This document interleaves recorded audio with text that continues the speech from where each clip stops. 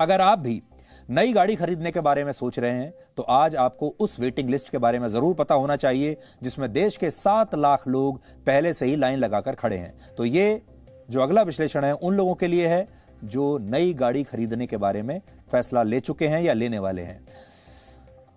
जो waiting list में 7 लाख लोग हैं, ये वो हैं जिन्होंने नई गाड़ी खरीदने के लिए अलग अलग कंपनियों में बुकिंग तो काफी समय पहले करा ली थी, लेकिन इसके बावजूद गाड़ी बनाने वाली कंपनियां अब तक अपने ग्राहकों को नई गाड़ी की डिलीवरी नहीं दे पाई हैं।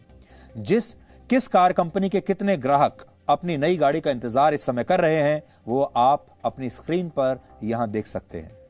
मारुति के 2.5 लाख, ह्युंडई, टाटा मोटर्स और महिंद्रा के 1-1 लाख और किया मोटर्स के 75,000 ग्राहक इस समय वेटिंग लिस्ट में है। पैसा लेकर तैयार बैठे हैं, तय कर चुके हैं कि हम पैसा खर्च करने को भी तैयार हैं, लेकिन गाड़ियां नहीं हैं।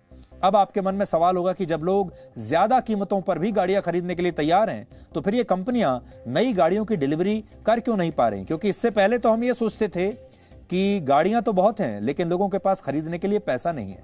अब स्थिति उल्टी है, लोग जेब में पैसा लेकर बैठे हैं और गाड़ियां नहीं है। इसकी वजह है दुनिया में सेमीकंडक्टर चिप्स की भारी कमी।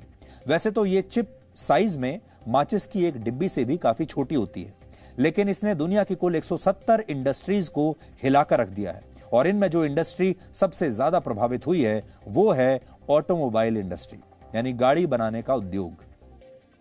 सेमीकंडक्टर चिप्स की कमी से इस वर्ष ऑटो इंडस्ट्री को 150 लाख करोड़ रुपए का नुकसान हो चुका है। सेमीकंडक्टर चिप्स की कमी का अंदाजा आप इससे लगा सकते हैं कि कई देशों की पूरी अर्थव्यवस्था सेमीकंडक्टर चिप्स की कमी से खतरे में आ गई है। जापान, जहां टोयोटा, सुजुकी और निसान जैसी बड़ी कार निर्माता कंपनियों के मुख्यालय हैं, वहां चिप्स की कमी से बहुत बड़ा आर्थिक नुकसान हुआ है। सितंबर 2021 में जापान के निर्यात में वर्ष 2020 के मुकाबले 46% की कमी आ गई थी। सोचिए, मतलब आधा रह गया। यह किसी भी देश की अर्थव्यवस्था को कमजोर करने के लिए काफी है। इसी तरह से मध्य यूरोप के देशों को भी चिप की कमी से बहुत नुकसान हुआ है।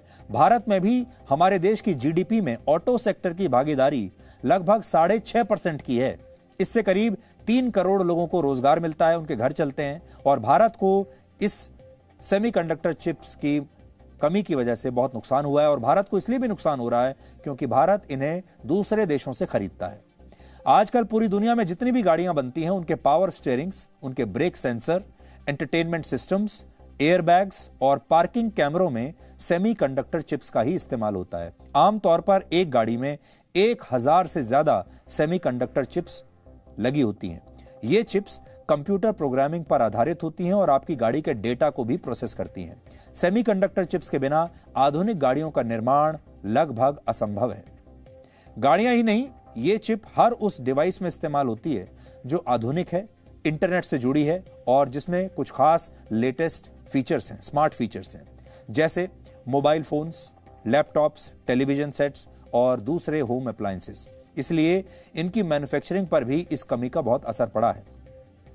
एप्पल कंपनी इस साल 9 करोड़ आईफोन 13 का उत्पादन करने वाली थी, लेकिन इस चिप की कमी की वजह से अब एप्पल 8 करोड़ आईफोन 13 का ही उत्पादन कर पाएगा। चिप के इस संकट के लिए कोविड-19 बहुत बड़ा काफी उसकी बड़ी जिम्मेदारी है। कोरोना वायरस की वजह से 1 साल तक पूरी दुनिया में सेमीकंडक्टर चिप्स का उत्पादन बहुत कम हो गया था और अब भी इसकी सप्लाई मांग के मुकाबले बहुत कम है। सबसे बड़ी परेशानी यह है कि पूरी दुनिया में सिर्फ गिनी चुनी कंपनियों के पास ही सेमीकंडक्टर चिप्स बनाने की क्षमता है। इन कंपनियों ने अपना प्रोडक्शन बढ़ाया भी है, लेकिन फिर भी वर्ष 2023 से पहले इसकी शॉर्टेज बनी रहेगी। तो आपके लिए समझने की बात यह है कि 2023 से पहले ये शॉर्टेज जाने वाली नहीं है। इसके अलावा एक बड़ी चुनौती है कि भारत की कोई भी कंपनी सेमीकंडक्टर चिप्स नहीं बनाती है और भारत इस मामले में पूरी तरह से आयात पर निर्भर है, यानी भारत ये सारे सेमीकंडक्टर चिप्स दूसरे देशों से खरीदता है। भारत की कार निर्माता कंपनियों को इन चिप्स की सबसे ज्यादा सप्लाई मलेशिया से होती है, जहां इस समय कोरोना की वजह से इन चिप्स का प्रोडक्शन बहुत कम हो गया है। इसलिए अगर आप आने वाले त्योहारों के मौके पर नई गाड़ी लेने की योजना बना रहे हैं, नए साल में नई गाड़ी में घूमना चाहते हैं, तो हो सकता है कि आपको समय पर इसकी डिलीवरी ना मिले। हो सकता है आपको ज्यादा कीमत भी चुकानी पड़े। और इसे ऐसे समझिए कि आज आपने कोई गाड़ी बुक कराई, लेकिन उस गाड़ी की डिलीवरी अगर आपको 6 महीने बाद अगले साल मई या जून के महीने में होती है, तो ऐसी स्थिति में आपको कार की अभी की कीमत नहीं चुकानी, बल्कि वो कीमत चुकानी होगी जो मई या जून के महीने में उस कार की होगी। ये कीमत ज्यादा ही होगी, जाहिर है, क्योंकि कार बनाने वाली कंपनियों की इनपुट कॉस्ट यानी निर्माण के दौरान आने वाली लागत केवल इसी साल में औसतन 6% तक बढ़ चुकी है। अब सवाल यह है, इसका समाधान क्या है? सभी बड़ी कार निर्माता कंपनियों का अनुमान है कि वर्ष 2022 तक चिप का यह संकट बना रहेगा और 2023 तक हालात कुछ बेहतर होंगे। इसलिए आप चाहें तो नई गाड़ी ना खरीदकर अभी थोड़ा इंतजार भी कर सकते हैं या फिर पुरानी गाड़ी खरीदने के बारे में सोच सकते हैं। बहुत से लोग ऐसा कर भी रहे हैं। एक रिपोर्ट के मुताबिक नई गाड़ियों की डिलीवरी समय पर ना होने से पुरानी गाड़ियों का बाजार अब तेजी से बढ़ रहा है।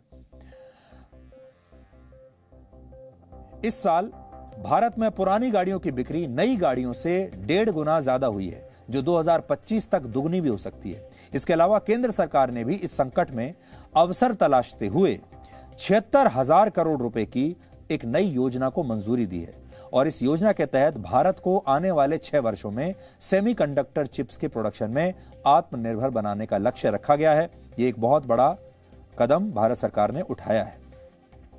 प्रधानमंत्री नरेंद्र मोदी जी ने आज देश के लिए बहुत ही बड़ा ऐतिहासिक फैसला ये किया कि भारत को, हिंदुस्तान को सेमीकंडक्टर का एक बहुत इंपॉर्टेंट प्लेयर, एक बहुत इंपॉर्टेंट इकोसिस्टम खड़ा करना है। सेमीकंडक्टर अभी तक हम इंपोर्ट करते थे और देश के लिए बहुत बड़े गर्व की बात है कि इतना दूरगामी विजन प्रधानमंत्री नरेंद्र मोदी जी ने दिया है कि हम सेमीकंडक्टर जैसी कॉम्प्लेक्स चीज़, जिसमें दुनिया के मात्र कुछ ही देश ऐसे हैं जो कि इस फील्ड में सक्सेसफुल हो चुके हैं अभी तक, तो उस श्रेणी में हम लोग खड़े हों।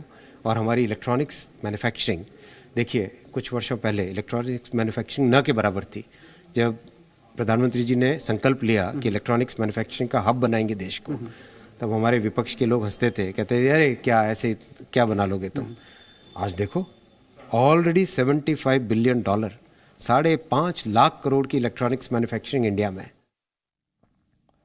अगर भारत ने एक कदम उठा लिया और भारत खुद से सेमीकंडक्टर चिप्स बनाने लगा, तो भारत चीन को भी एक बहुत बड़ी चुनौती दे पाएगा, क्योंकि चीन इस समय दुनिया का सबसे बड़ा प्रोडक्शन हब है और जो दूसरे देश हैं जो कि खुद भी एक बड़े प्रोडक्शन हब बनकर तैयार हो रहे हैं, ऐसे तमाम देशों को भारत चुनौती दे पाएगा और भारत एक बहुत बड़ा प्रोडक्शन हब दुनिया का बन पाएगा, जिससे भारत की आर्थिक स्थिति और बेहतर होगी। और एक और बात यह है कि आपको याद होगा जब कोविड-19 आया था तो हमारे देश में एक भी पीपीई किट नहीं बनता था, आरटी-पीसीआर टेस्ट करने की व्यवस्था नहीं थी, कोई भी लैब हमारे देश में नहीं थी और धीरे धीरे हमारे देश के वैज्ञानिकों ने ये सारी व्यवस्था अपने ही देश में विकसित की और आज कोविड को लेकर हमें किसी चीज की कोई कमी नहीं है। और यही जो फॉर्मूला है अब सेमीकंडक्टर चिप्स पर भी लगाया जा रहा है। अब थोड़े दिनों के बाद जब भारत खुद इन चिप्स का निर्माण शुरू कर देगा तो हम आत्मनिर्भर हो जाएंगे। उसके बाद जैसा हमने आपको बताया, भारत एक दुनिया की बहुत बड़ी फोर्स, प्रोडक्शन फोर्स बन पाएगा।